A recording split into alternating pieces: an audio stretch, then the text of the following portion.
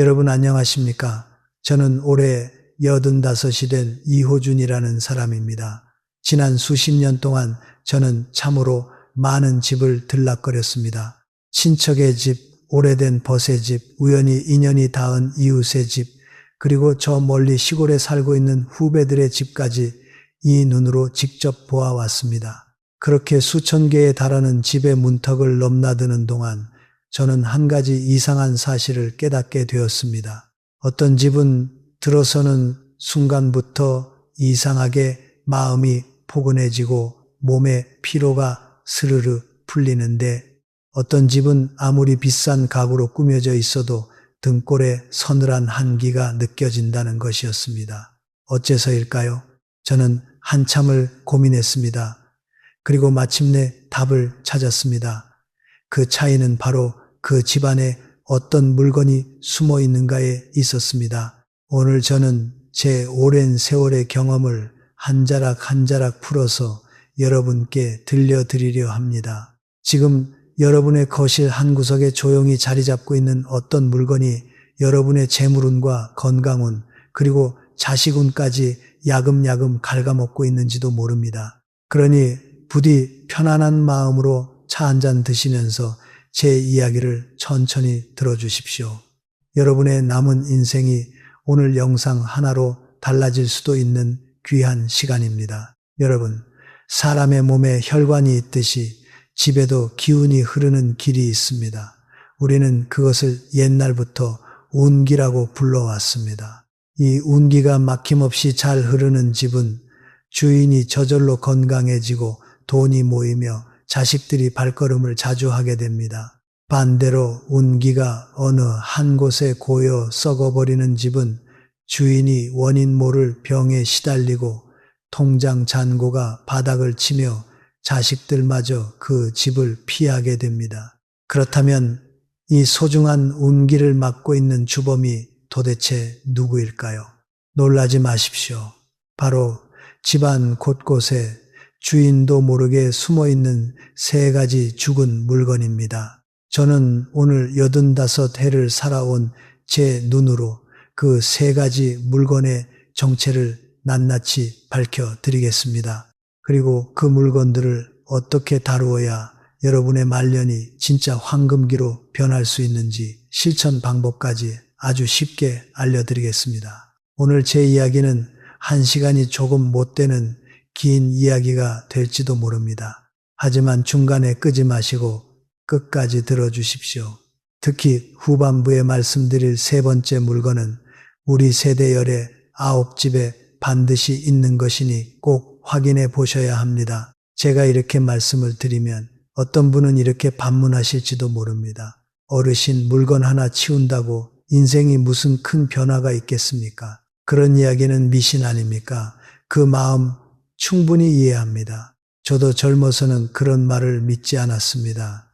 그러나 80이 넘어가면서, 그리고 수많은 사람의 말년을 지켜보면서 저는 확신하게 되었습니다. 운이라는 것은 하늘에서 거저 떨어지는 복권이 아니라 내가 매일 숨쉬는 공간이 만들어내는 파장이라는 사실을 말입니다. 서울대학교 병원에서 발표한 환경건강연구 자료를 보면 주거 환경이 어수선하고 기운이 탁한 집에 사는 60 이상 어르신들은 깔끔하게 정돈된 집에 사는 또래보다 우울증 발병률이 거의 2배에 가깝게 높다고 합니다. 숫자로 보면 72% 정도 차이가 난다고 하니 이것은 단순히 기분의 문제가 아니라 의학적으로도 증명되는 사실인 것입니다. 그러니 오늘 이 이야기를 그저 오래 산 사람의 잔소리라 여기지 마시고 살아온 경험이 담긴 실전 지침이라 생각하시고 귀를 기울여 주십시오. 자, 이제 본론으로 들어가겠습니다. 오늘 제가 말씀드릴 3가지 죽은 물건 중에서 가장 먼저 여러분이 거실에서 당장 찾아내야 할 것은 바로 원한과 아픔이 배어있는 기억의 조각들입니다. 이 물건은 겉보기에는 아무 문제가 없어 보입니다.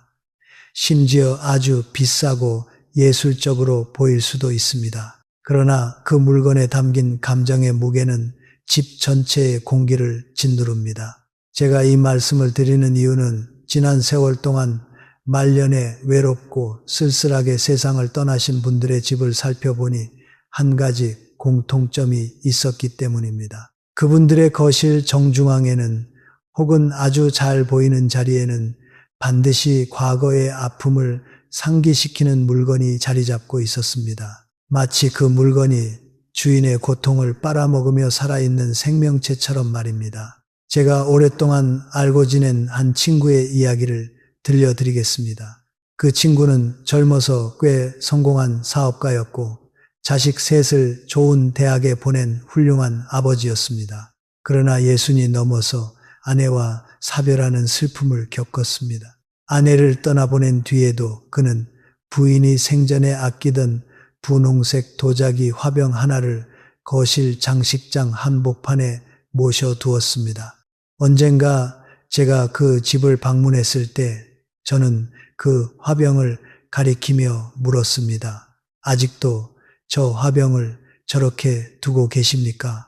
그 친구는 힘없는 목소리로 말하더군요. 저 화병을 보면 매일 아내가 생각나서 차마 치울 수가 없네. 저는 그때 아무 말도 하지 못했습니다. 그저 마음속으로 한숨만 삭혔습니다. 왜냐하면 저는 알고 있었기 때문입니다. 저 화병이 그에게 주는 것은 따뜻한 추억이 아니라 매일 새로워지는 상실의 아픔이라는 사실을 말입니다. 과연 어떻게 되었겠습니까?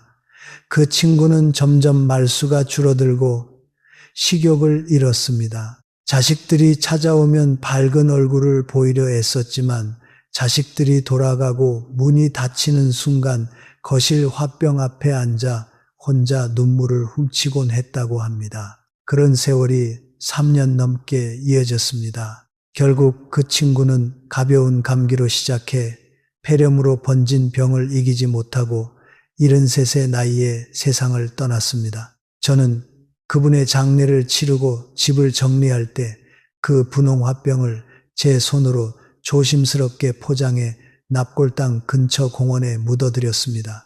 그 화병이 나빴던 것이 아닙니다. 다만 살아있는 사람의 공간에 죽은 사람의 그리움을 매일같이 재생시키는 장치로 작동했기 때문에 문제가 된 것입니다. 여러분 아주 잘 들어주십시오. 추억은 마음속에 간직하는 것이지 눈앞에 매일같이 세워두고 울어야 하는 전시물이 아닙니다. 이와 같은 물건은 또 있습니다. 가장 위험한 것이 바로 헤어진 사람이나 관계가 틀어진 사람에게서 받은 선물입니다. 이를테면 예전에 사업 동업자였다가 배신하고 떠난 사람이 남긴 값비싼 조각상 혹은 사이가 나빠진 형제에게서 받았던 대형 거울 아니면 마음이 멀어진 며느리가 시집올 때 해온 살림살이 같은 것들입니다. 이런 물건은 비싸다는 이유 하나만으로 거실 중앙을 차지하고 있는 경우가 많습니다. 그러나 주인이 그 물건을 바라볼 때마다 마음속에서는 저절로 불쾌한 기억이 떠오릅니다. 저 사람이 나를 배신했지. 저 물건 때문에 내가 얼마나 속이 상했던가 하는 생각이 자꾸 끌어오릅니다. 바로 이 반복적인 부정적 감정이 집안의 공기를 탁하게 만드는 것입니다. 연세대 세브란스 병원의 심리학 연구팀이 60 이상 어르신 747명을 2년간 추적 조사한 결과를 보면 주거 공간 안에서 부정적 감정을 반복적으로 떠올리게 만드는 물건이 3개 이상 있는 어르신은 그렇지 않은 어르신에 비해 심혈관계 질환 발병률이 38% 높다는 결과가 나왔습니다. 놀라운 숫자입니다. 왜 이런 일이 일어날까요? 그 원리는 의외로 간단합니다. 우리 몸은 눈으로 본 것을 단순히 시각 정보로만 처리하지 않습니다. 시각 정보는 곧바로 뇌의 감정을 담당하는 부분을 자극하고 그 자극은 다시 몸에 스트레스 호르몬을 분비시킵니다.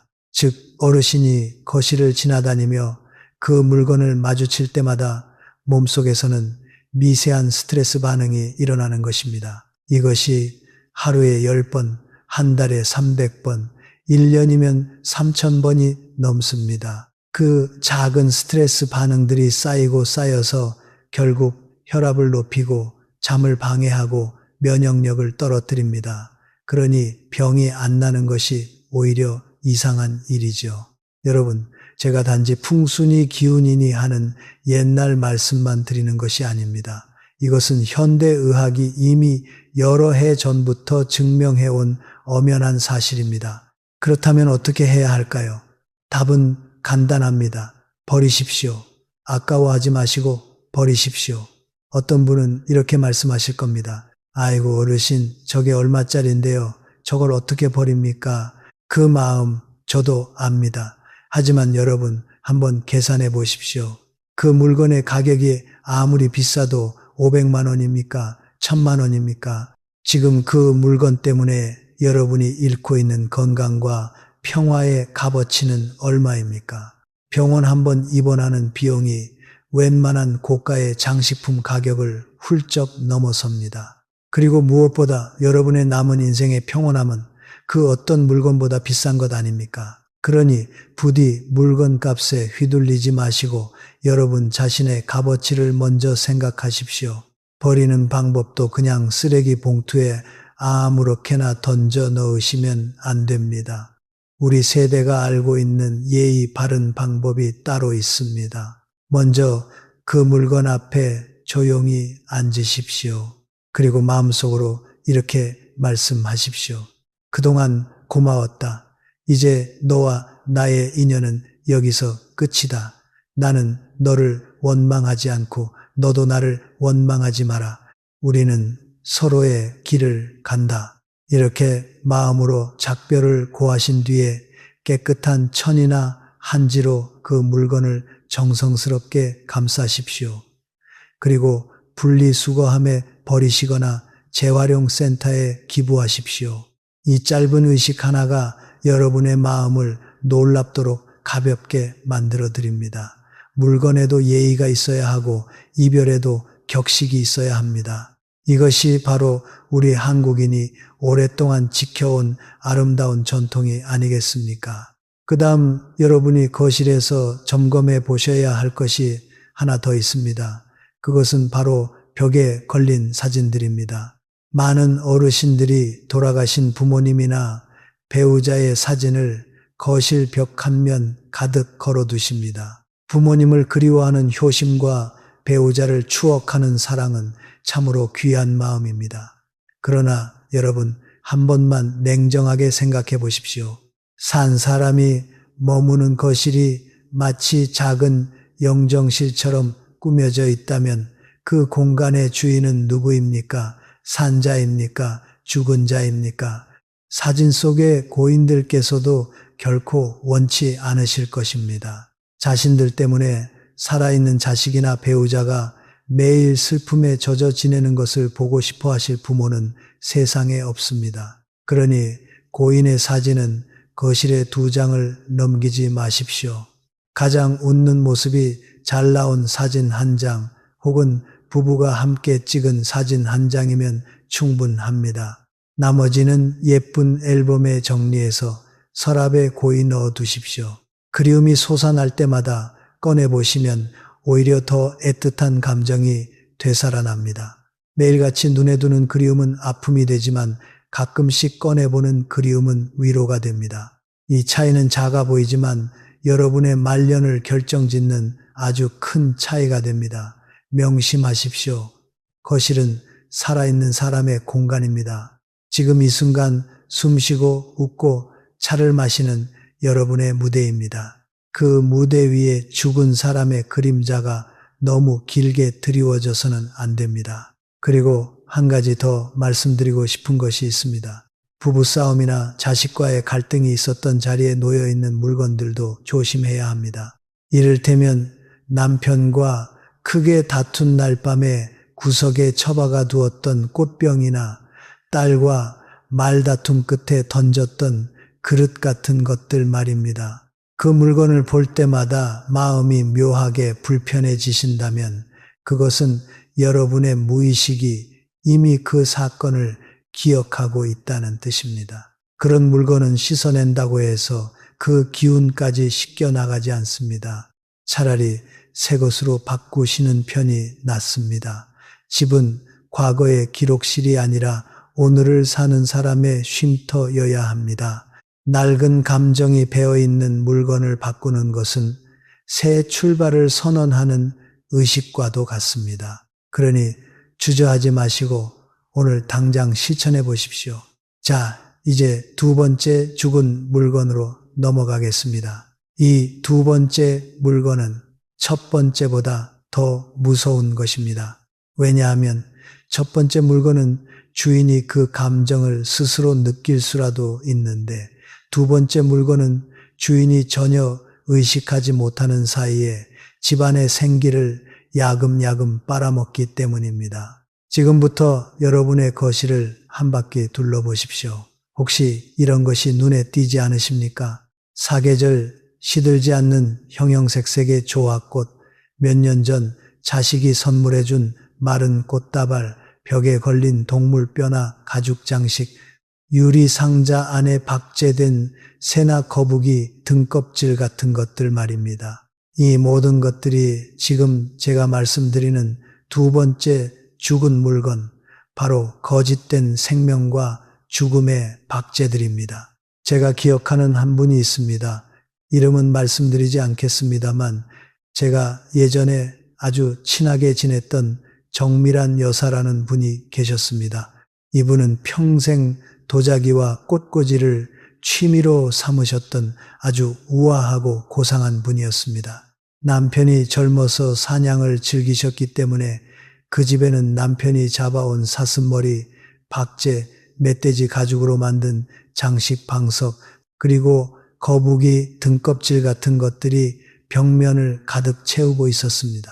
거기다가 정 여사님은 조화를 너무나 좋아하셨습니다. 비단과 실크로 정교하게 만든 수입조와 꽃다발이 거실 곳곳에 놓여 있었고 결혼식이나 자식 돌잔치 때 받았던 꽃바구니는 모두 말려서 드라이 플라워로 만들어 장식장 위에 진열해 두셨습니다. 겉으로 보기에는 마치 작은 박물관 같았습니다. 손님들이 올 때마다 감탄사를 연발했고 정 여사님도 그 칭찬에 아주 뿌듯해 하셨습니다.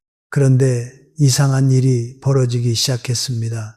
정 여사님이 65 무렵부터 시름시름 앓기 시작하신 것입니다. 처음에는 감기처럼 시작되었는데 이상하게도 약을 먹어도 잘 낫지 않고 점점 더 심해졌습니다. 병원에서는 특별한 원인을 찾지 못했습니다. 검사 결과는 나이에 비해 양호하다고 나왔지만 정 여사님 본인은 늘 피곤하고 우울하고 잠을 못 이루는 상태였습니다. 그리고 더 이상한 것은 손주들이 할머니 집에 오기를 꺼려 한다는 점이었습니다. 어느 날 어린 손자가 엄마 손을 잡고 울면서 이렇게 말했다고 합니다. 엄마, 할머니 집은 무서워. 꽃은 있는데 냄새가 안 나. 벽에 걸린 동물들이 나를 쳐다봐.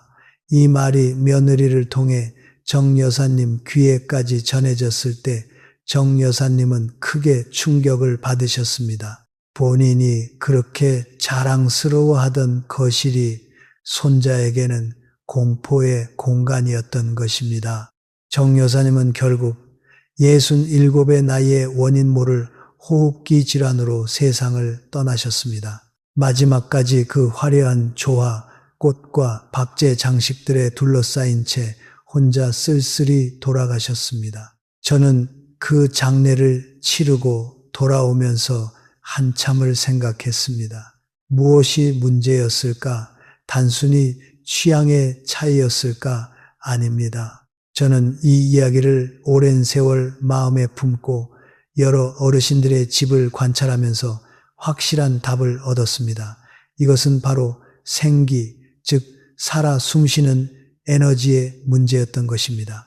여러분, 우리 60 이상 어르신들의 몸은 자연의 섭리에 따라 점점 양의 기운이 빠져나가고 음의 기운이 강해지는 시기입니다. 해가 지는 저녁 무렵과 같다고 이해하시면 됩니다. 그러기에 우리가 머무는 집안만큼은 반드시 살아 꿈틀거리는 양의 기운으로 가득 채워져야 음양의 조화가 이루어져 건강을 지킬 수 있습니다. 그런데 조화꽃은 무엇입니까? 그것은 꽃의 모양을 한 플라스틱 덩어리입니다.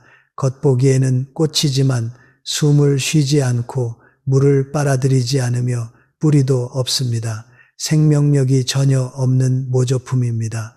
풍수학에서는 이것을 거짓과 기만의 상징으로 봅니다. 집안에 거짓된 생명을 진짜처럼 모셔두면 그 집의 주인도 거짓된 복을 받게 된다고 우리 할머니들께서는 말씀하셨습니다. 드라이 플라워, 그러니까 말린 꽃은 또 어떻습니까? 냉정하게 표현하자면 그것은 꽃의 시체입니다. 식물의 미라를 우리 집 거실에 곱게 모셔두는 것과 똑같은 이치입니다. 결혼식 부케를 추억으로 간직한다고 말리는 경우가 많은데 그 부케가 마르는 순간부터는 결혼 생활의 생기가 빠져나간다는 속설이 우리 선조들에게는 있었습니다. 그냥 미신이라고만 치부하지 마십시오.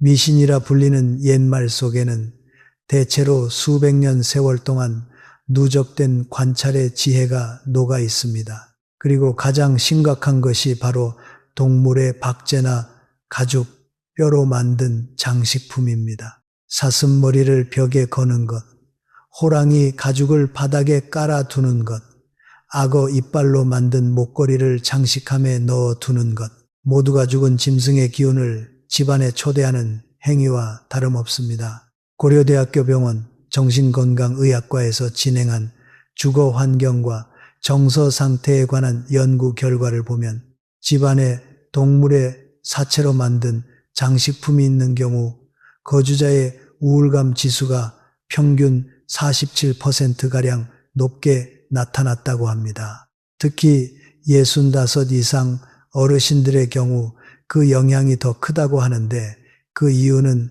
어르신들의 감수성이 젊은 사람들보다 훨씬 민감하기 때문입니다. 젊을 때는 감정이 둔해서 주변 환경의 영향을 덜 받지만 나이가 들수록 공간이 주는 에너지의 차이를 더 민감하게 감지하게 됩니다.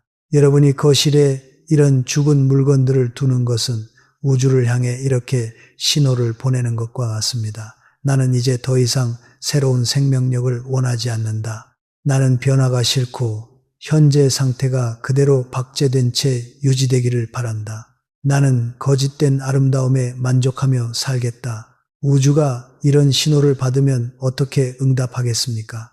이 집에는 새로운 생기를 보내지 말자. 여기는 이미 죽어가는 공간이니 그대로 두자. 이렇게 판단해버립니다. 그러면 그 집 주인에게 들어오던 복과 건강의 흐름이 서서히 끊기기 시작합니다. 그 현상이 몸으로 드러나는 것이 바로 이유 없는 피로, 원인 모를 우울감, 약으로도 낫지 않는 만성 질환들입니다. 특히 조심해야 할 것이 있습니다. 바로 먼지가 뽀얗게 앉은 조화, 꽃과 오래된 드라이 플라워입니다. 이것은 최악 중에 최악입니다. 그 먼지는 단순한 더러움이 아닙니다. 그 먼지는 흐르지 않고 정체된 시간이자 집안에 서서히 쌓여가는 음습한 살기입니다. 먼지를 털어내면 된다고 생각하실지 모르지만 아무리 먼지를 털어도 그 물건 자체가 죽어 있기 때문에 계속해서 먼지가 달라붙습니다. 흐르지 않는 물이 썩듯이 생명이 없는 물건에는 반드시 먼지와 음기가 쌓입니다. 그리고 그 먼지는 여러분이 숨 쉬는 공기를 오염시키고 여러분의 호흡기를 공격합니다. 60 넘은 어르신들이 만성기관지염이나 천식으로 고생하시는 이유 중 상당수가 바로 이 먼지 쌓인 죽은 장식물 때문입니다. 의사들은 이것을 실내 미세먼지 문제라고 부르지만 우리 선조들은 이것을 집안의 탁기라고 불렀습니다. 표현은 다르지만 결국 같은 이야기입니다. 그렇다면 어떻게 해야 할까요? 간단합니다. 모두 치우십시오. 비싼 돈을 주고 산 수입 초화라도, 자식이 선물한 값비싼 꽃바구니라도, 벽에 걸어둔 사슴머리 박제라도 모두 내보내십시오. 자식이 준 건데 어떻게 버리냐고 하시겠지요. 그 마음 압니다. 하지만 자식이 정말로 원하는 것이 무엇이겠습니까? 자식이 부모에게 선물한 진짜 의도는 그 물건 자체가 아니라 부모의 건강과 행복입니다. 만약 그 선물 때문에 부모가 건강을 잃는다면 그것을 알게 된 자식의 마음은 어떻겠습니까? 오히려 자식은 더 괴로워할 것입니다. 그러니 자식에게 이렇게 말씀하십시오. 너희가 준 꽃 정말 예뻤고 엄마가 정말 좋아했다. 이제 엄마가 살아있는 꽃을 좋아하게 되어서 바꾸려고 한다. 이렇게 말씀하시면 자식도 오히려 기뻐할 것입니다. 자, 그럼 그 빈자리에 무엇을 두면 좋을까요? 답은 아주 간단합니다. 살아있는 식물을 두십시오. 작아도 좋습니다. 화려하지 않아도 좋습니다. 손바닥만한 작은 화분 하나, 유리병에 꽂은 들꽃 몇 송이, 베란다에서 키운 대파 한 뿌리, 콩나물 시루라도 좋습니다. 중요한 것은 그것이 물을 마시고 숨을 쉬는 진짜 생명이어야 한다는 것입니다. 제가 가장 추천드리는 것은 우리 어르신들이 쉽게 키울 수 있는 공기정화 식물들입니다. 산세베리아, 스킨답서스, 고무나무, 행운목 같은 것들인데 이런 식물들은 특별히 돌보지 않아도 죽지 않고 잘 자랍니다. 가격도 웬만한 조화보다 훨씬 저렴합니다. 동네 꽃집에 가시면 3,000원에서 10,000원 사이로 좋은 화분을 얻으실 수 있습니다. 어떤 분은 이렇게 말씀하실 겁니다. 어르신, 저는 손재주가 없어서 키우는 식물마다 다 죽어버려요. 차라리 안 키우는 게 낫습니다. 그 마음도 이해합니다. 하지만 식물이 시드는 것을 두려워하지 마십시오. 피고 지는 것이야말로 살아있다는 증거입니다. 식물이 시들면 그 식물을 탓할 것이 아니라 고맙다고 인사하고 깨끗하게 땅에 돌려주면 됩니다. 그리고 새 식물을 들이시면 됩니다. 이 작은 순환 자체가 바로 여러분 집안의 생기를 불어넣는 의식이 됩니다. 시들지 않는 가짜 꽃에 둘러싸여 외롭게 시들어가는 것보다 시들었다 다시 피어나는 진짜 식물과 함께 숨쉬는 편이 훨씬 건강한 삶입니다. 식물을 키우는 것은 의학적으로도 아주 큰 효과가 있습니다. 삼성 서울병원의 노인의학연구팀이 65 이상 어르신 500명을 6개월간 관찰한 연구 결과를 보면 집에 살아있는 식물을 3개 이상 두고 매일 물을 주며 돌보는 어르신들은 그렇지 않은 어르신들에 비해 인지기능 저하 속도가 34% 느리다는 결과가 나왔습니다. 치매 예방에 식물 키우기가 이렇게 좋다는 것은 이미 전 세계적으로 여러 연구를 통해 증명된 사실입니다. 또한 미국 하버드대학교 의과대학의 공중보건연구에 따르면 실내 식물이 방 하나당 2개 이상 있는 집은 그렇지 않은 집에 비해 거주자의 우울증 발병률이 29% 낮다고 합니다. 그리고 식물을 키우시면 하루의 일과가 생깁니다. 아침에 일어나서 물을 주고 낮에 햇빛이 잘 드는지 확인하고 저녁에 잎을 닦아주는 이 작은 행위들이 어르신의 마음에 살아있다는 감각을 계속 불어넣어 줍니다. 이것은 돈으로도 살 수 없는 귀한 보약입니다. 손주가 놀러 왔을 때도 함께 물을 주고 새순이 돋는 것을 관찰하며 시간을 보낼 수 있습니다. 할머니, 이 잎이 어제보다 커졌어요. 할아버지, 여기에 작은 벌레가 있어요. 하면서 손주와의 대화거리가 저절로 생겨납니다. 이것이 죽은 박제와 조화를 두었을 때와 얼마나 다른 풍경입니까? 손주가 무서워하며 오지 않는 집과 손주가 와서 함께 식물을 돌보는 집의 차이가 바로 여기에 있습니다. 한 가지 덧붙이자면 수족관이나 어항도 아주 훌륭한 살아있는 장식입니다. 꼭 크고 화려한 수족관일 필요는 없습니다. 작은 유리어항에 금붕어 2마리 정도면 충분합니다. 물고기는 동양에서 오래전부터 재물운을 상징하는 생명체로 여겨져 왔습니다.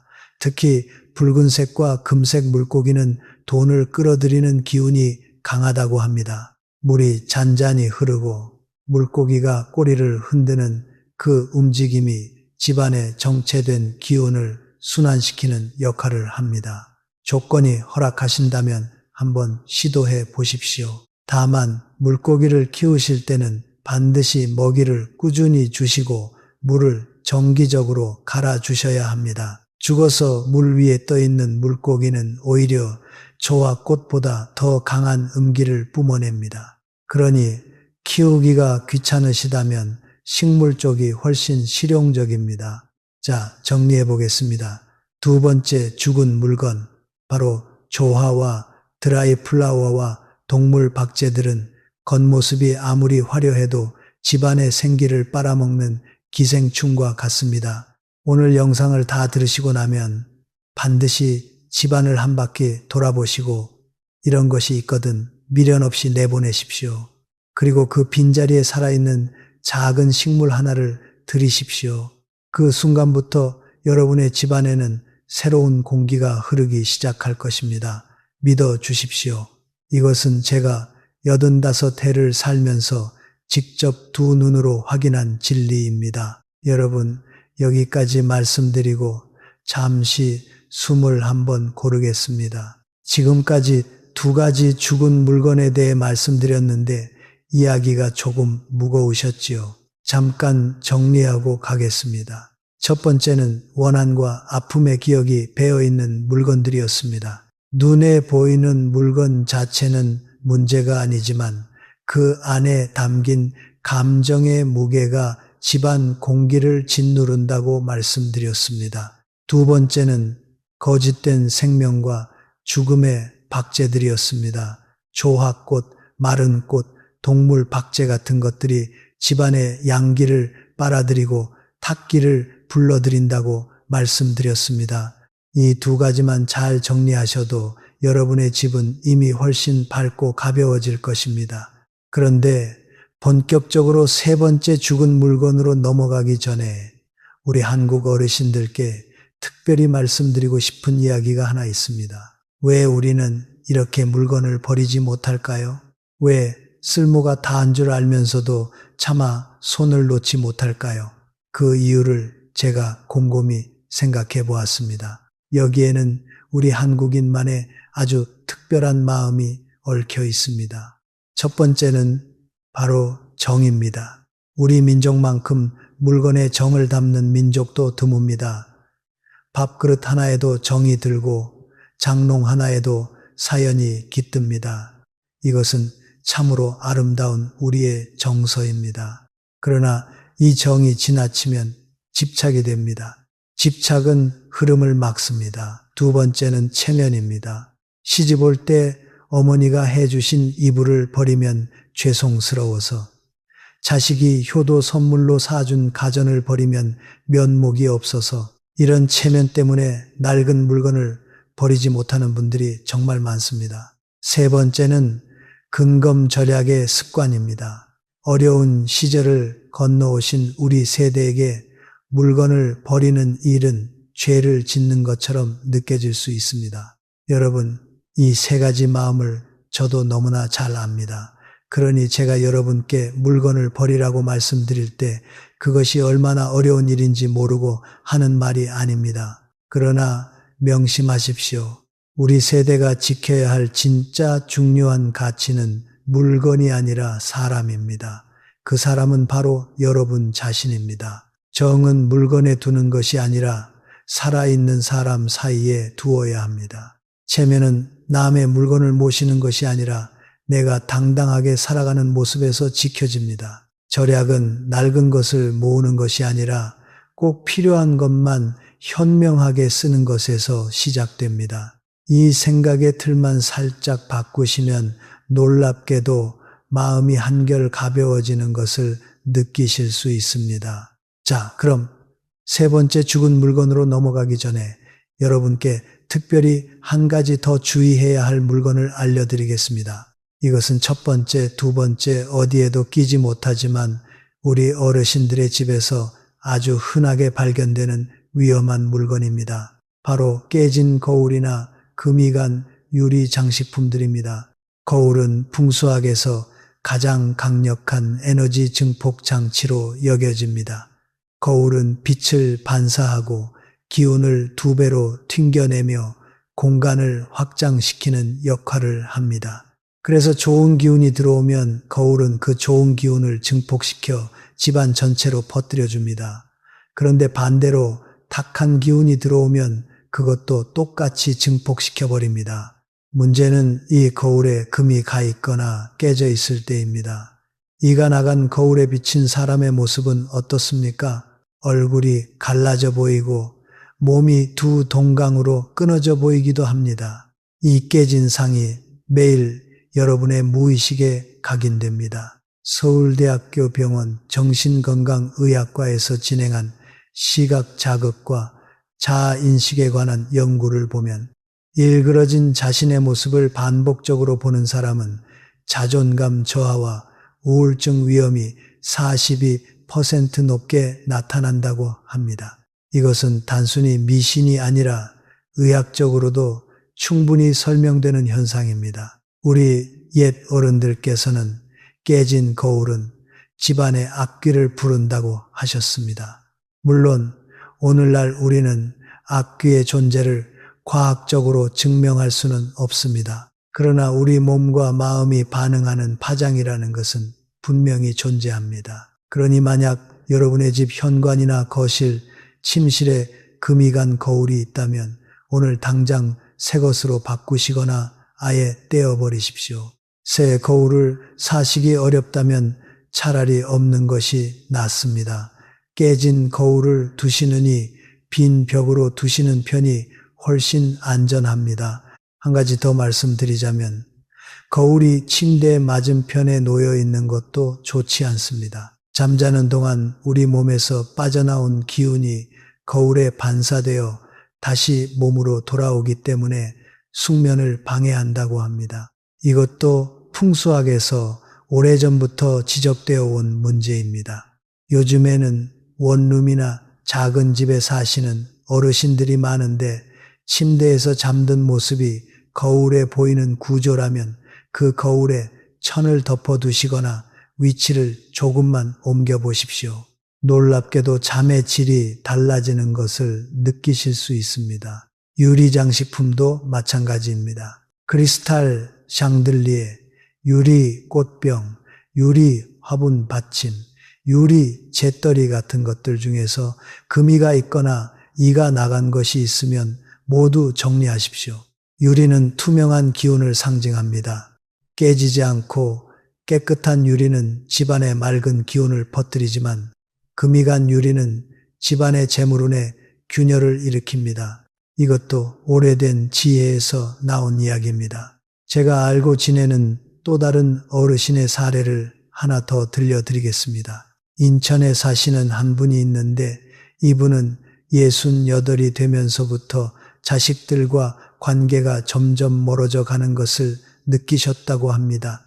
명절에도 자식들이 오지 않고 손주들 얼굴 본 지도 1년이 넘어가고 전화 한 통 걸려오지 않는 상황이 되어서야 이분은 심각성을 느끼셨습니다. 저를 찾아와 하소연하시길래 제가 한번 그 집에 가보았습니다. 거실에 들어서는 순간 저는 바로 문제를 발견했습니다. 거실 정면 벽에 걸린 커다란 가족사진 액자의 유리가 한쪽 구석에 금이 가 있었던 것입니다. 제가 여쭈어보니 2년 전쯤 이사할 때 생긴 금이라고 하셨습니다. 그동안 새 액자로 바꾸자니 돈이 아깝고 떼자니 자식들 보기 민망해서 그냥 두셨다고 합니다. 저는 단호하게 말씀드렸습니다. 오늘 당장 저 액자를 떼십시오. 새 액자를 사시거나 사진만 꺼내서 앨범에 넣으십시오. 이분은 제 말을 듣고 바로 실천하셨습니다. 그리고 놀랍게도 한 달 뒤에 큰딸이 오랜만에 전화를 걸어왔다고 합니다. 엄마 잘 계세요. 이번 주말에 애들 데리고 놀러 갈게요. 이 한마디가 얼마나 감동이셨는지 모릅니다. 그 뒤로 가족 관계가 서서히 회복되었습니다. 물론 이것이 액자 하나 때문이라고 단정할 수는 없습니다. 그러나 분명한 것은 금이 간 가족사진 액자를 매일 바라보며 어르신의 마음이 얼마나 황폐해져 있었겠습니까? 그 황폐한 마음에서 나오는 말 한마디, 표정 하나가 자식들과의 거리를 멀어지게 만들었을 수 있습니다. 공간이 바뀌면 마음이 바뀌고 마음이 바뀌면 말과 행동이 바뀝니다. 그리고 그 변화는 반드시 주변 사람들에게 전해집니다. 여러분도 이 이야기를 들으시고 집안의 거울과 유리 제품을 한번 점검해 보시기 바랍니다. 특히 가족 사진 액자는 아주 중요합니다. 가족 사진은 그 자체로 강력한 에너지를 지닌 물건입니다. 그 액자의 상태가 곧 가족 관계의 상태를 반영한다고 해도 과언이 아닙니다. 액자가 깨끗하고 반짝이면 가족의 기운도 맑아지고 액자가 먼지 쌓이고 흐릿하면 가족의 인연도 흐려집니다. 그러니 오늘부터는 가족 사진 액자를 매일 한 번씩 부드러운 천으로 닦아주십시오. 그 작은 행위 하나가 여러분의 가족 관계에 놀라운 변화를 가져올 수 있습니다. 또 한 가지 놓치지 말아야 할 것이 있습니다. 바로 창문과 커튼입니다. 이것은 물건이라기보다는 집의 한 부분이지만 기운의 흐름에 있어서는 아주 중요한 역할을 합니다. 창문이 오랫동안 닫지 않아 뿌옇게 되어 있으면 밖에서 들어오는 햇빛이 제대로 집 안으로 들어오지 못합니다. 햇빛은 양기의 근원입니다. 양기가 부족한 집은 곰팡이가 잘 피고 공기가 탁해지고 거주자의 우울감이 높아집니다. 그러니 날씨 좋은 날을 골라 창문을 깨끗하게 닦아주십시오. 그리고 커튼도 마찬가지입니다. 너무 두꺼운 암막 커튼을 하루 종일 쳐두시는 것은 좋지 않습니다. 낮 동안에는 반드시 커튼을 열어 햇빛이 집 안으로 들어오게 하십시오. 햇빛은 공짜 보약입니다. 하루에 30분이라도 아침 햇살이 집 안으로 흘러 들어오도록 해보십시오. 이 간단한 습관 하나가 여러분의 기분을 놀랍도록 개선해 줍니다. 세브란스 병원의 노인 정신건강 연구 자료를 보면 아침에 자연 햇빛에 30분 이상 노출되는 60 이상, 어르신은 그렇지 않은 어르신에 비해 계절성 우울증 발병률이 절반 이하로 낮다고 합니다. 그리고 햇빛을 받으면 비타민 D가 합성되어 뼈 건강에도 좋고 수면 리듬이 정돈되어 밤에 깊은 잠을 잘 수 있게 됩니다. 그러니 오늘부터 꼭 아침에 커튼을 활짝 열어주십시오. 돈 한 푼 안 들이고 할 수 있는 가장 쉬운 건강관리입니다. 이 밖에도 우리 어르신들이 무심코 집안에 두시는 위험한 물건이 몇 가지 더 있습니다. 말라 죽은 화분을 그대로 두시는 경우가 있습니다. 아깝다고 다시 살아날지도 모른다고 하시면서 몇 달째 그대로 두십니다. 이것은 안 됩니다. 말라 죽은 화분은 그 집의 죽음의 에너지를 계속 머물게 합니다. 식물이 완전히 죽었다는 확신이 들면 바로 흙과 함께 정리하시고 빈 화분은 씻어서 새 식물을 심든지 아예 버리든지 결정하십시오. 중간 상태는 가장 나쁜 상태입니다. 또 오래된 달력이나 기한이 지난 인력도 조심하셔야 합니다. 작년 달력이 벽에 걸려 있거나 2년 전 날짜에서 멈춘 탁상 달력이 책상 위에 있으면 안 됩니다. 달력은 시계와 마찬가지로 시간의 흐름을 상징합니다. 지난 시간에 고정된 달력을 보고 있으면 여러분의 운도 지난 시간에 고정됩니다. 올해 달력, 이번 달 날짜가 정확하게 표시된 달력을 두십시오. 요즘은 동사무소나 은행, 교회에서 새해에 무료 달력을 나누어 주니 굳이 사실 필요도 없습니다. 그리고 마지막으로 사용하지 않고 쌓아둔 영양제와 약병들입니다. 많은 어르신들이 종합 비타민, 칼슘, 오메가3, 홍삼 같은 건강 보조식품을 여기저기서 선물 받으신 뒤 그대로 쌓아두고 드시지 않으십니다. 유통기한이 한참 지났는데도 버리지 않고 찬장에 가득 쌓아두십니다. 이것도 정리해야 합니다. 먹을 것은 드시고 기한이 지난 것은 반드시 버리십시오. 약은 쌓아두는 것이 아니라 제때 복용해야 효과가 있는 물건입니다. 쌓여있는 약병은 오히려 내가 아프다는 신호를 매일 시각적으로 주입합니다. 아프지 않은 사람도 그 약병들을 매일 보면서 자기도 모르게 아플 것 같다는 기분에 빠집니다. 이것도 심각한 문제입니다. 자, 여기까지가 세 번째 죽은 물건으로 넘어가기 전에 꼭 말씀드리고 싶었던 보너스 조언이었습니다. 오늘 많은 이야기를 들으시느라 머리가 좀 복잡하실지도 모릅니다. 괜찮습니다. 한 번에 다 기억하실 필요 없습니다. 이 영상은 언제든지 다시 보실 수 있으니 필요하실 때마다 돌려보시면서 실천하시면 됩니다. 중요한 것은 완벽하게 기억하는 것이 아니라 오늘부터 단 한 가지라도 실천에 옮기시는 것입니다. 그 한 가지 작은 변화가 결국 여러분의 인생 전체를 바꿉니다. 잠시 숨을 고르셨다면 이제 가장 중요한 세 번째 죽은 물건 이야기로 들어가 보겠습니다. 저는 영상 시작 부분에서 우리 세대 10집에 9집에는 이 물건이 반드시 있다고 말씀드렸지요. 그 약속을 지키기 위해 지금부터 아주 솔직하고 또렷한 이야기를 드리겠습니다. 마음의 준비가 되셨다면 이어서 들어주십시오. 자, 이제 마지막 세 번째 죽은 물건으로 넘어가겠습니다. 이 세 번째 물건이야말로 우리 어르신 세대에게 가장 깊숙이 박혀있는 족쇄입니다. 그래서 저는 영상 초반에 꼭 끝까지 들어주시라고 당부드렸던 것입니다.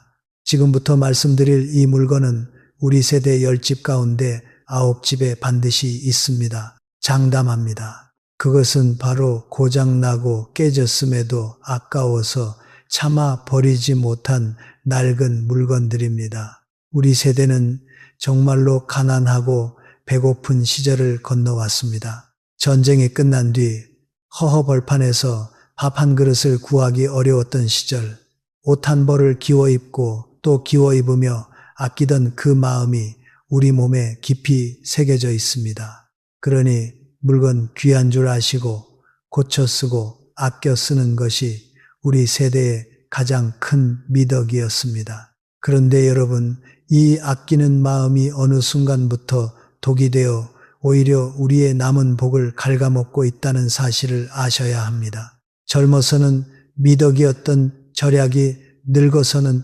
집착이 되고 집착은 결국 우리 운의 흐름을 막는 댐이 되어버립니다. 제가 아주 오랫동안 알고 지낸 조병철이라는 친구의 이야기를 들려드리겠습니다. 이 친구는 경상북도 구미에서 평생을 살아온 아주 부지런하고 똑똑한 사람이었습니다. 올해 69이 된 조형은 젊어서 작은 전자 부품 회사를 운영했고 그때는 사업 수완이 좋아서 동네에서 꽤 알아주는 부자였습니다. 그런데 어찌된 일인지 50줄에 들어서면서부터 하는 일마다 꼬이고 모아둔 재산이 마치 모래 알갱이가 손가락 사이로 빠져나가듯 사라지기 시작했습니다. 결국 60대 초반에는 빚더미에 앉아 건강까지 잃고 말았습니다. 제가 걱정이 되어 작년 봄에 구미에 있는 조형의 집을 방문했을 때 저는 현관문을 열고 들어서는 순간 그 원인을 직감할 수 있었습니다. 그 집의 거실과 베란다는 그야말로 고물상을 방불케 했습니다. 한쪽 구석에는 좋기 10년은 넘어 보이는 고장난 안마 의자가 빨래 거치대로 변한 채 방치되어 있었고 벽에 걸린 오래된 괴종시계는 4시 44분에 멈춘 채 먼지를 뒤집어 쓰고 있었습니다. 주방 찬장을 열어보니 테두리가 이가 나간 밥그릇이 10여 개 넘게 쌓여 있었고 그 옆에는 몇 년 전에 고장났다는 전기밥솥이 언젠가 고치면 쓸 거라며 자리를 차지하고 있었습니다. 제가 조 형에게 조심스럽게 말했습니다. 이복의 병철이 저 시계 좀 고치거나 버리지 그러나 멈춘 시계는 풍수적으로 좋지 않다는데 그러자 조형이 대뜸 화를 내더군요.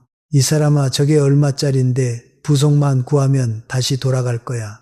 그리고 저 안마 의자도 가죽은 멀쩡하다고 모터만 갈면 새 것처럼 쓸 수 있어. 저 밥그릇도 이가 조금 나갔을 뿐이지 밥 담아 먹는 데는 아무 문제가 없는데 왜 버리라는 거야. 제가 듣고 있으니 참 답답했습니다. 모터만 갈면 부속만 구하면 아무 문제가 없는데 이 모든 말은 10년째 같은 상태였던 것입니다. 10년 동안 모터도 안 갈고 부속도 안 구하고 그저 언젠가 고치겠지 하며 쌓아두기만 한 고물들이었습니다. 그 뒤로 저는 조형의 집을 더 주의 깊게 살펴보았습니다. 현관에는 밑창이 다 다른 구두가 7켤레나 쌓여 있었고 옷장에는 좀 이먹어 구멍이 난 정장 양복이 몇 벌씩이나 걸려 있었습니다. 책장에는 표지가 다 떨어져 나간 오래된 책들이 먼지에 덮여 있었고 욕실에는 금이 간 유리컵과 손잡이가 부러진 머그잔이 꾸역꾸역 꽂혀 있었습니다. 그 집을 나오면서 저는 조용히 한숨을 쉬었습니다. 이 친구가 왜 재산을 잃고 건강을 잃었는지 이제야 알 것 같았기 때문입니다. 물건이 주인을 밀어내고 집안을 차지한 형국이었습니다. 조형은 자기 집의 주인이 아니었습니다. 그 고장난 잡동사니들의 지킴이로 전락해 있었던 것입니다. 여러분, 이것을 단순히 정리정돈의 문제로 보지 마십시오. 이것은 에너지 흐름의 문제입니다. 풍수학에서 가장 경계하는 것이 바로 죽은 시간과 깨진 그릇입니다. 왜 그럴까요? 먼저 시계 이야기부터 해보겠습니다. 시계는 시간의 흐름을 상징합니다. 시간은 곧 생명의 리듬입니다. 그런데 거실 한복판에 멈춰버린 시계가 걸려있다. 이것은 우주를 향해 이렇게 선언하는 것과 같습니다. 내 인생의 시간은 여기서 멈추었소. 내 발전은 여기서 끝이요. 나는 더 이상 나아가지 않겠소. 우주가 이 신호를 받으면 어떻게 응답하겠습니까? 알았다. 너의 시간은 거기서 멈춘다. 너의 재물 흐름도, 너의 건강의 흐름도, 너의 인연의 흐름도 모두 거기서 끝이다. 이렇게 정확하게 돌려줍니다. 서울 아산병원의 공간건강연구소가 발표한 아주 흥미로운 자료가 있습니다.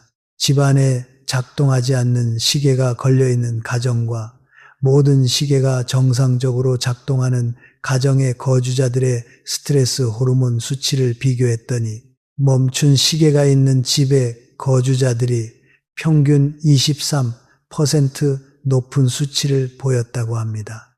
본인은 의식하지 못하지만 우리 뇌는 멈춰있는 시계를 무의식적으로 불안 요소로 인식한다는 것입니다. 그러니 집안에 건전지가 다 된 시계나 고장난 괴종 시계가 있거든 오늘 당장 건전지를 갈아 끼우시거나 아예 떼어버리십시오. 고칠 수 있으면 고치고 고칠 수 없으면 버리는 것이 맞습니다. 중간 상태로 방치하는 것이 가장 나쁩니다. 이가 나간 그릇은 또 어떻습니까? 우리 어른들이 예로부터 깨진 그릇으로 밥을 먹으면 복이 달아난다고 하셨던 데에는 깊은 뜻이 있습니다. 밥그릇은 곧 그 사람의 그릇이요 재물을 담는 용량이며 복을 받는 바탕을 상징합니다. 이가 나간 그릇에 밥을 담아 드시는 것은 스스로 자신의 복을 깎아내는 행위이며 자기 입으로 가난의 기운을 퍼넣는 일과 같습니다. 이것은 스스로에게 너는 이가 나간 그릇에 밥을 먹어도 되는 하찮은 존재다 라고 속삭이는 무의식적인 자기 학대입니다. 명심하십시오. 여러분은 소중한 존재이십니다. 평생 자식들을 키우고 사회를 위해 헌신하신 우리 어르신들은 이가 나간 그릇이 아니라 가장 온전하고 깨끗한 새 그릇에 밥을 담아 드실 자격이 있는 분들입니다. 그러니 오늘 당장 찬장을 열어보십시오.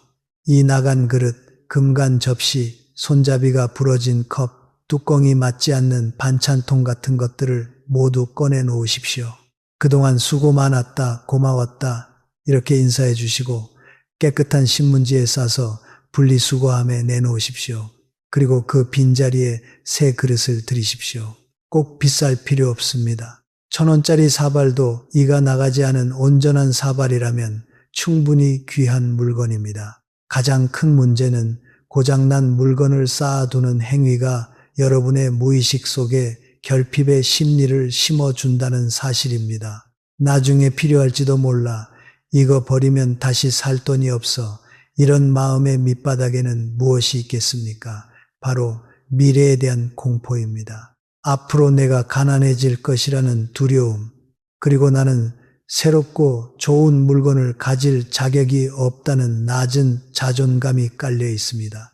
여러분이 고장난 물건을 끌어안고 사는 동안 여러분은 우주를 향해 끊임없이 가난의 주파수를 쏘아 올리고 있는 것입니다. 나는 낡고 병든 물건들과 사는 것이 편안합니다.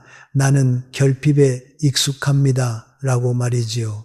그러면 우주는 아주 정확하게 응답합니다. 그래, 네가 그것을 원하니 계속해서 가난하고 고장난 상황을 보내주겠다.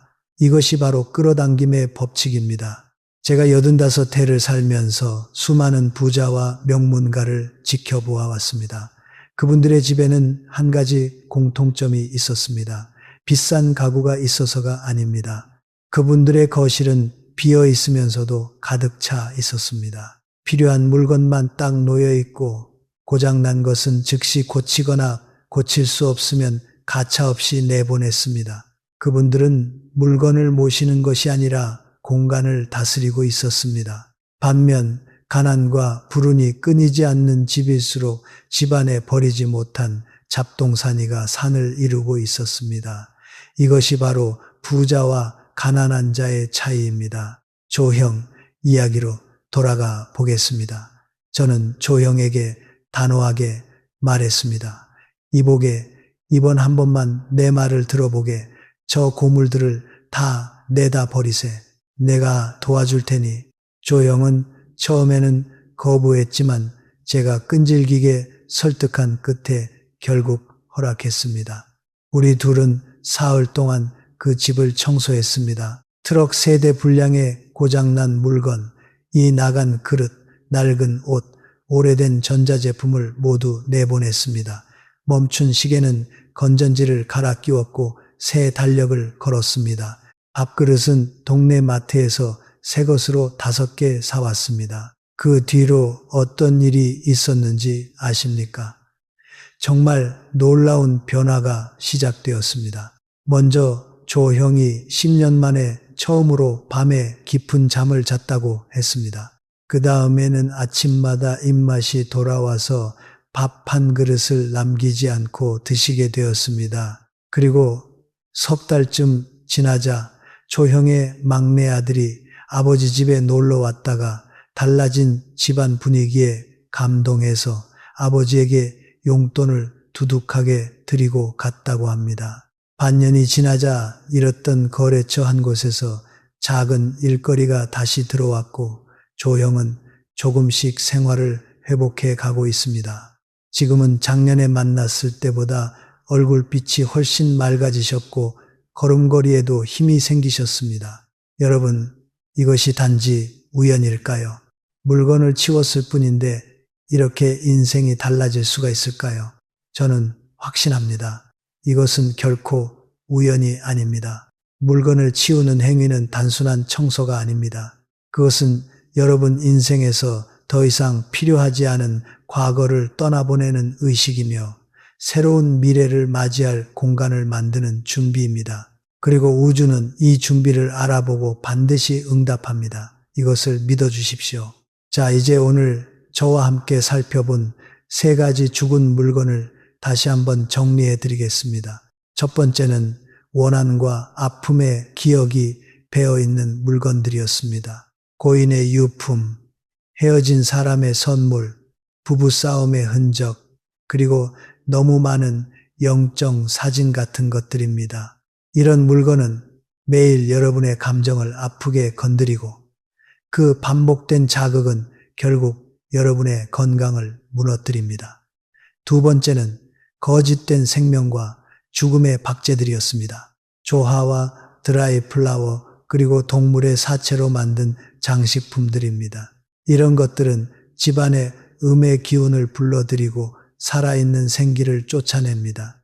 그 빈자리에는 반드시 살아있는 식물을 들이셔야 합니다. 세 번째는 고장나고 깨진 채로 버리지 못한 낡은 물건들이었습니다.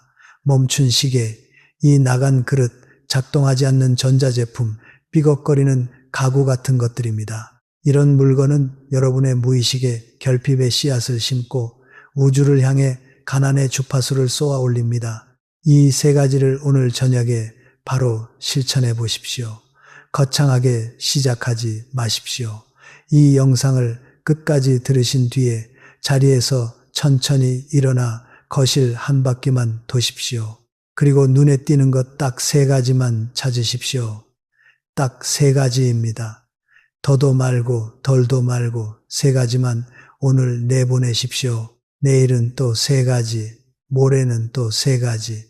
이렇게 열흘만 해보시면 여러분의 집은 놀라울 정도로 달라져 있을 것입니다. 그리고 그 변화는 곧바로 여러분의 몸과 마음으로 전해집니다. 한 달이 지나면 여러분 스스로도 깜짝 놀라실 만큼 달라져 있을 것입니다. 자, 이제 오늘 이야기를 마무리하기 전에 우리가 함께 실천할 수 있는 아주 구체적인 계획을 하나 드리고 가겠습니다. 머리로만 이해하시면 아무 소용이 없습니다. 우리 몸이 움직여야 우리 삶이 달라집니다. 그래서 제가 우리 어르신들께 권해드리는 열흘 실천 계획을 소개해 드리겠습니다. 이 계획대로만 하시면 누구나 하실 수 있습니다. 첫째 날에는 거실만 하십시오. 거실 한복판에 서서 천천히 한 바퀴를 돌아보십시오. 그리고 눈에 가장 먼저 들어오는 죽은 물건 세 가지만 찾으십시오. 조화가 눈에 들어오면 조화, 멈춘 시계가 보이면 시계, 먼지 쌓인 박제가 있으면 박제, 그 세 가지만 오늘 치우십시오. 둘째 날은 주방입니다. 찬장을 열어 이 나간 그릇, 뚜껑이 맞지 않는 반찬통, 유통기한 지난 양념통, 고장난 작은 가전제품이 네 가지 중 한두 가지를 정리해 주십시오. 셋째 날은 안방입니다. 옷장 구석에 몇 년째 입지 않는 옷이 반드시 있습니다. 그 중에서 좀 이 먹었거나 색이 바랬거나 단추가 떨어진 것 딱 5벌만 꺼내어 정리하십시오. 넷째 날은 욕실입니다. 오래된 수건, 다 쓴 샴푸통, 유통기한 지난 화장품을 모두 버리십시오. 다섯째 날은 베란다입니다.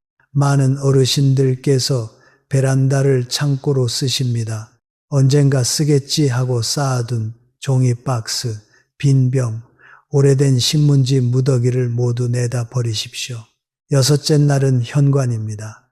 밑창에 달은 신발, 찌그러진 우산, 오래된 자전거용 헬멧 같은 것들을 정리하십시오. 일곱째 날은 서재나 책상 주변입니다. 쓰지 않는 볼펜이 가득한 필통, 표지가 떨어진 책, 오래된 서류 뭉치를 정리하십시오. 여덟째 날은 전자제품입니다. 작동하지 않는 라디오, 리모컨, 휴대전화 충전기 등을 모으시고 고칠 수 있는 것은 수리점에 맡기고 아니면 버리십시오. 아홉째 날은 약품과 건강용품입니다. 유통기한 지난 약병, 반쯤 쓴 연고, 몇 년 된 밴드 등을 모두 정리하십시오. 그리고 마지막 10째 날은 우리 마음속 잡동사니를 정리하는 날입니다. 이날은 청소가 아니라 우리 자신에게 상을 주는 날입니다. 동네 목욕탕에 가셔서 개운하게 몸을 씻으시고 좋아하시는 음식을 드시고 오래 못 본 친구에게 전화를 거십시오. 그리고 우리 자신에게 이렇게 말씀해 주십시오. 열흘 동안 정말 수고 많았다. 우리 자신이 대견하다. 이렇게 사랑스럽게 말입니다. 이 열흘만 해보시면 우리 집과 우리 마음이 놀랍도록 가벼워집니다. 그리고 이 가벼움이 바로 새로운 복을 담을 그릇이 되어줍니다. 우리 한국 속담에 청소하는 집에 복이 온다는 말이 있습니다. 이것은 단순한 속담이 아니라 수백 년 우리 조상님들이 살아오시며 얻은 귀한 지혜입니다. 우리가 지금 실천하면 우리 말년이 바뀌고 우리 말년이 바뀌면 우리 자식들의 미래까지 영향을 받습니다. 왜냐하면 우리 어르신들이 밝고 건강하게 살고 계신 모습이야말로 자식들에게 가장 큰 선물이기 때문입니다. 그러니 오늘 밤 주무시기 전에 우리 함께 다짐해 주십시오. 내일 아침에는 꼭 이 계획의 첫째 날을 시작하겠다고 말입니다. 시작이 반이라는 말이 있지 않습니까? 첫째 날만 시작하시면 나머지 9날은 저절로 따라옵니다. 우리가 함께 이 길을 걸어 나가십시다. 저도 여러분과 함께 이 자리에서 응원하겠습니다. 자, 나의 소중한 벗들이여, 오늘 우리가 함께 집안 곳곳을 둘러보며 이야기를 나누어 보았습니다. 마음이 조금 복잡하신 분도 계실 것이고 어딘가 묵직한 것이 가슴에 내려앉으신 분도 계실 것입니다. 혹시 우리가 그동안 끌어안고 살았던 물건들이 우리의 복을 막고 있었다는 사실에 놀라신 분도 계시겠지요. 그러나 부디 자책하지는 마십시오. 우리는 그저 열심히 살았을 뿐이고 정이 많아서 쉽게 버리지 못했을 뿐입니다. 그것은 우리의 잘못이 아니라 우리의 따뜻한 마음이 만들어낸 아름다운 성격의 한 단면이었습니다. 그러나 이제 우리는 알았습니다. 60이 넘고 70이 넘은 이 나이는 결코 인생의 막다른 골목이 아니라 진정한 나를 찾아가는 가장 고요하고 아름다운 시간이라는 것을 말입니다. 그리고 그 아름다움은 더 많이 채우는 것이 아니라 과감하게 비워내는 것에서부터 시작된다는 사실을 말입니다. 우리는 지금까지 너무나 많은 것을 지고 살아왔습니다. 자식 걱정, 손주 걱정, 부모 걱정, 친척 걱정, 이웃 걱정, 이 모든 걱정을 어깨에 짊어지고 우리의 인생을 살아주었습니다. 이제는 조금 내려놓을 시간입니다. 우리도 쉬어야 하고 우리도 가벼워져야 하고 우리도 우리 자신을 돌보아야 합니다. 많은 분들이 이렇게 걱정하십니다. 물건을 다 버리고 텅 빈 방에 홀로 남겨지면 얼마나 외로울까, 그 정적이 얼마나 무서울까 하고 말이지요. 그 정막이 무서워서 텔레비전을 온종일 크게 틀어놓으시고 자식에게 전화를 걸어 별일 없는 안부를 몇 번이나 물으십니다. 그러나 이제 우리는 생각을 바꾸어야 합니다. 외로움과 고독은 엄연히 다른 것입니다. 외로움은 남이 나를 찾아오지 않아 괴로워하는 수동적인 비참함이지만 고독은 내가 스스로 선택한 능동적이고 고귀한 자유입니다. 타인의 시선, 세상의 소음, 자식 걱정, 이 모든 것에서 벗어나 오로지 나라는 우주와 마주하는 시간, 그것이 바로 황혼의 고독입니다. 텅 빈 거실을 두려워하지 마십시오.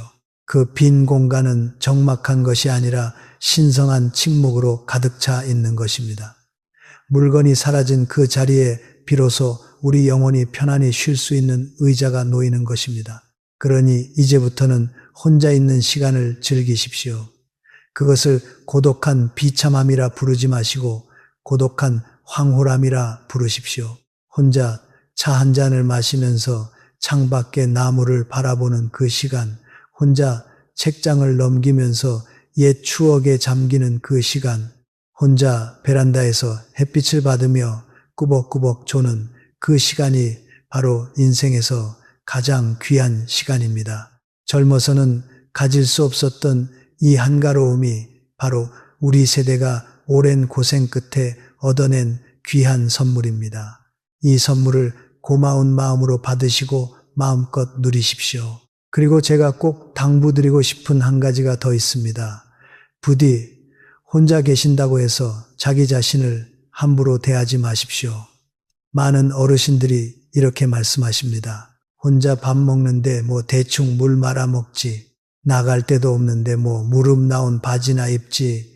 머리는 안 감아도 되지. 제발 이러지 마십시오. 이것이야말로 스스로 자신의 운명을 바닥으로 내동댕이 치는 가장 위험한 짓입니다. 아무도 보는 사람이 없더라도 우리 자신을 이 세상에서 가장 귀한 손님처럼 대접하십시오. 혼자 드시는 밥상이라도 찬장에서 가장 좋은 그릇을 꺼내어 정갈하게 담으십시오. 아끼던 반찬은 손님 올 때 쓰려고 두지 마시고 오늘 꺼내어 우리 자신을 위해 드십시오. 귀한 손님이 오실 때 쓰려고 아껴두었던 네 찻잔, 오늘 당장 꺼내어 우리 자신을 위해 따뜻한 차를 따르십시오. 이 세상에 우리 자신보다 더 귀한 손님은 없습니다. 우리가 우리를 대접하지 않는데 누가 우리를 대접해 주겠습니까? 집 안에 계실 때도 단정하게 입고 머리를 정돈하십시오. 이것은 남에게 보이기 위함이 아니라 우리 자신의 품격을 지키기 위함입니다. 내가 나를 귀하게 여길 때 집안의 기운도 나를 주인으로 섬기고 따르기 시작합니다. 스스로에 대한 존경심을 가지실 때 비로소 말년의 품격이 완성되고 밖으로 나갔던 복도 제 발로 다시 찾아 들어오는 법입니다. 이제 영상이 끝나면 천천히 자리에서 일어나 거실로 나가 보십시오. 그리고 새로운 눈으로 주변을 한번 둘러보십시오. 지금까지와는 전혀 다른 시선으로 말입니다. 이미 죽어버린 물건, 우리를 슬프게 하는 물건, 고장난 물건들이 보이시거든 용기를 내어 작별을 고하십시오. 그것들을 떠나보내는 것은 결코 상실이 아닙니다. 오히려 그것은 우리의 남은 생을 위한 새로운 공간을 만드는 일이며 맑고 깨끗한 에너지가 들어올 자리를 마련해 드리는 숭고한 의식입니다. 우리의 남은 날들이 쓰레기 더미가 아닌 꽃밭이 되기를 바랍니다. 우리의 마음이 짐짝으로 가득 찬 창고가 아니라 바람이 통하고 햇살이 드는 맑은 정자가 되기를 바랍니다. 우리는 그럴 자격이 충분히 있습니다. 지난 수십 년의 세월을 열심히 건너오신 여러분은 그 어떤 젊은이보다도 존경받아 마땅한 분들이십니다. 이 85된 사람이 보증합니다. 한 가지만 더 부탁드리고 싶습니다. 오늘 이 영상을 보시고 감동을 받으셨다면 부디 혼자만 아시지 마시고 주변의 벗들에게도 알려주십시오. 우리 또래 벗들, 이웃 어르신들, 형제 자매분들 중에 거실에 잡동사니가 가득해서 건강과 복이 막혀 계신 분이 반드시 한두 분은 있으실 것입니다. 그분들께도 이 이야기를 전해 주십시오. 그분들의 말년이 달라지는데 여러분의 한마디가 큰 도움이 될 수 있습니다. 우리가 서로를 돕는 것, 이것이야말로 우리 세대가 지켜온 가장 아름다운 우정이자 의리가 아니겠습니까? 그리고 혹시 이 영상이 마음에 드셨다면 구독 버튼과 좋아요 버튼을 한 번씩 눌러주시면 저에게 큰 힘이 됩니다. 이 늙어가는 사람도 여러분의 응원을 받으면서 계속해서 좋은 이야기를 전해드릴 수 있는 힘이 생깁니다.